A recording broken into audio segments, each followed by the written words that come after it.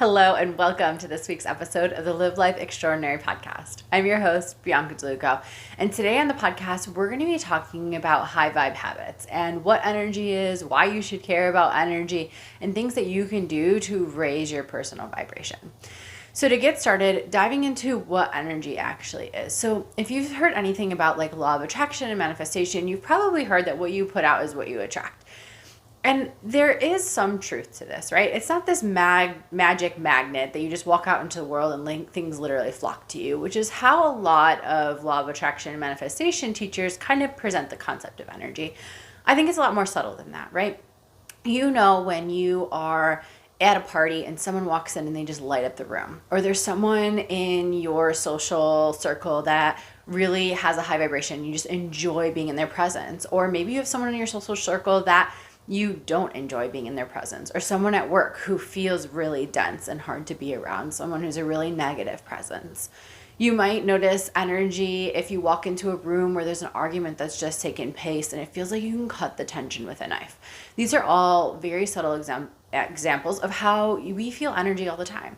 You might encounter a friend who says that they're doing fine, but you can just kind of subtly feel like maybe that's not the truth. Maybe they're not doing so fine. So energy is happening around us all the time. We are giving off energy. The things that we are experiencing in the world around us are giving off energy. And so it's really important for us to be able to evaluate the type of energy that we're carrying around, as well as the energy of the things that we are welcoming into our world. When it comes to our own personal energy, think about if you were going in to ask your boss for a raise. If you go in uncertain, lacking confidence, feeling small, you're probably not going to have the same luck getting that raise as if you go in with confidence and positivity. So this happens in dating, in friendships, in all sorts of ways. We're always giving off some sort of vibration that people are really either called to experience more of, or they want to set some boundaries around and don't want to experience more of. So if you want that fulfillment in your career, in your romantic relationships, in your friendships, and everywhere you go and everything that you do,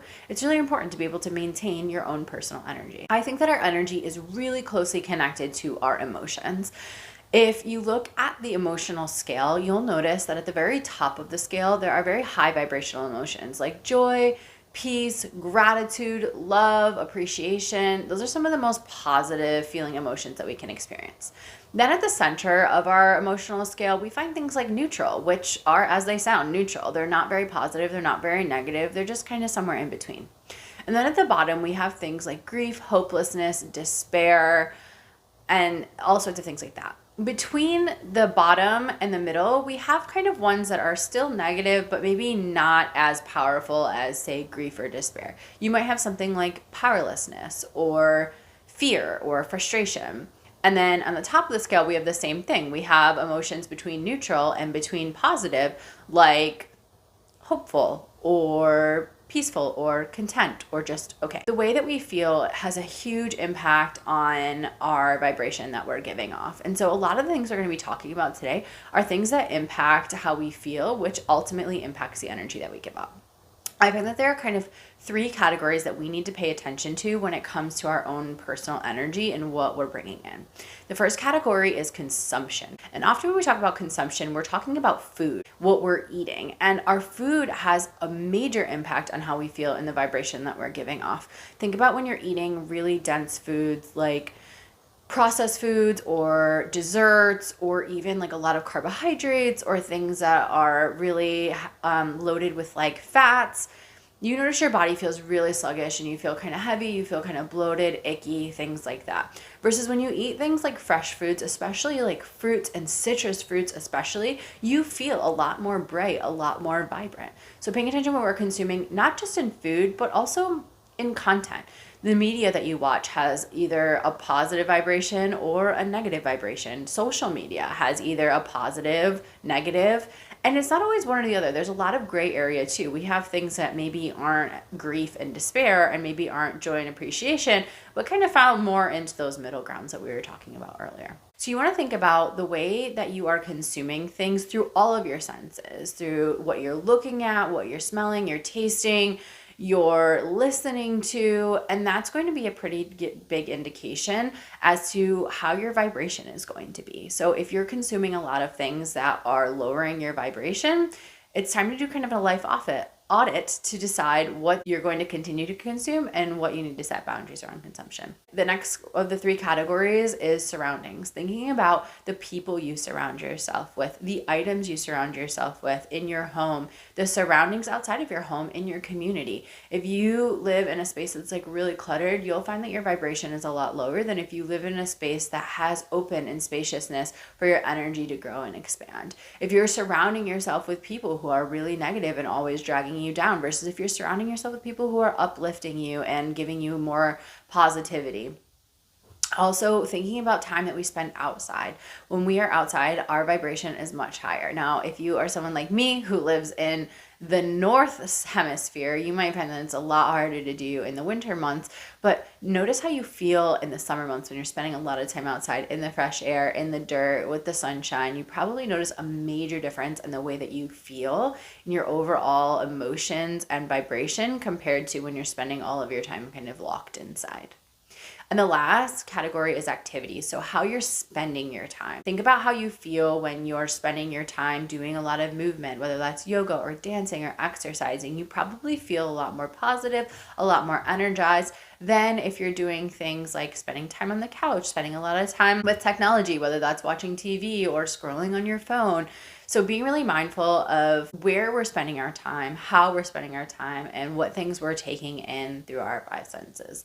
So here are 5 high vibe habits that you can start to implement in your life to make sure that you are living in high vibration and that you are calling in more of the things that you want and setting boundaries around the things that you maybe don't want to experience. The first thing is declutter, not just your physical space, but do a full declutter and audit of your life. Think about the people and the places, the foods and the activities, the music and the TV shows that are serving you, and the ones that aren't serving you. And it's really helpful to create maybe a T-chart here, that thing that lists things that make you feel good and things that don't make you feel good. So you can see a pretty clear boundary on what you want to put more of your focus into to help raise your vibration and what things you want to set boundaries around so that they're not continuing to drain you. The next thing is having a movement practice.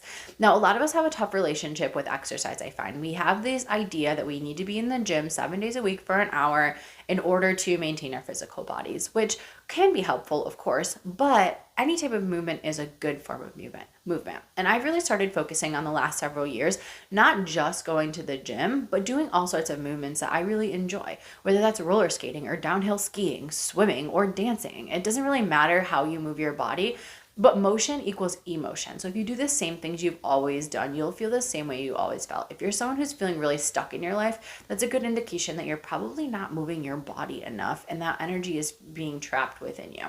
So finding ways that you enjoy moving so that you can move those emotions. And emotion is a funny word. Emotion, energy, and motion. That's all your emotions are. So anytime we can do something positive for ourselves emotionally, we're automatically raising our energy and our vibration. The next thing is nutrition. Thinking about the foods that you eat and thinking about them as a way to either raise or lower your vibration.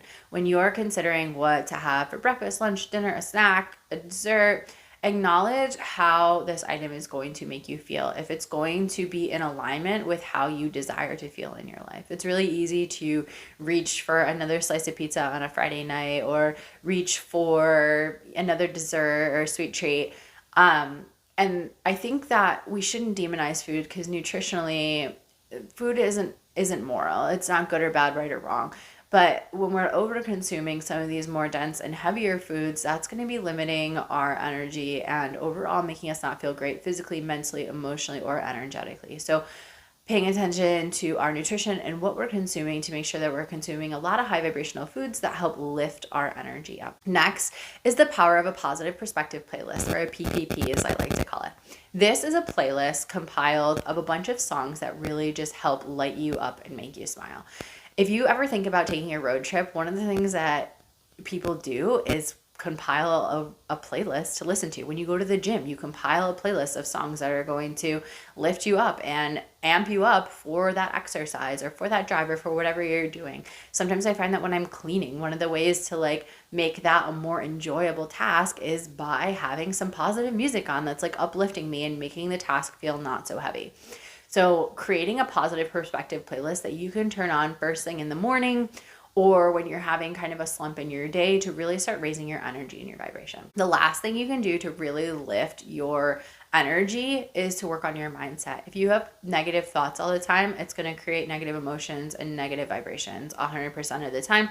There's no way to out positive a negative mindset. If you're someone that is struggling with a negative mindset, you can do a lot of different things to help start rewiring it. We have this thing called neuroplasticity, which says that our brain is kind of malleable like clay, so we can reform it in a way that is more positive. We're not stuck with a negative mindset just because it's been that way for maybe most of our lives. We have the power to change that.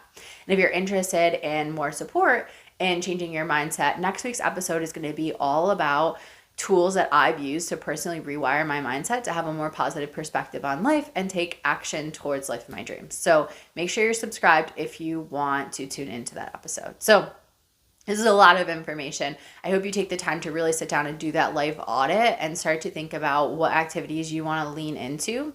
We're now officially in the season of spring. So if you are watching this when this podcast episode is launched, we are in a season of rebirth, of renewal, of higher energy. So this is a great time to do that kind of spring cleaning of our own selves to start to make forward progress in new areas of our life. So thank you so much for tuning in to today's episode of the podcast, and I cannot wait to connect with you again soon.